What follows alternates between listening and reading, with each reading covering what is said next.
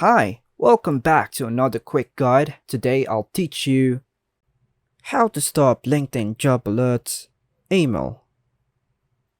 And it's literally an easy process, so make sure to watch until the end of the video to know how it's done.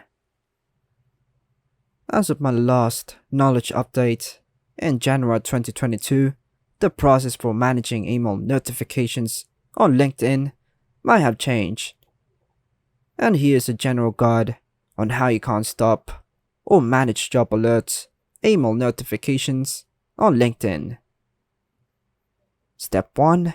Log into your LinkedIn account. Step 2. Click on your profile picture at the top right corner of the LinkedIn homepage. Step 3. From the drop-down menu, select Settings and Privacy. Step 4. In the left sidebar, look for an option related to notifications, so go ahead and click on it. Step 5. On Notifications, You Receive section, go ahead and choose to click Searching for a Job. Step 6. Look for a section specifically related to job alerts or job recommendations. Step 7. Adjust the settings to your preference.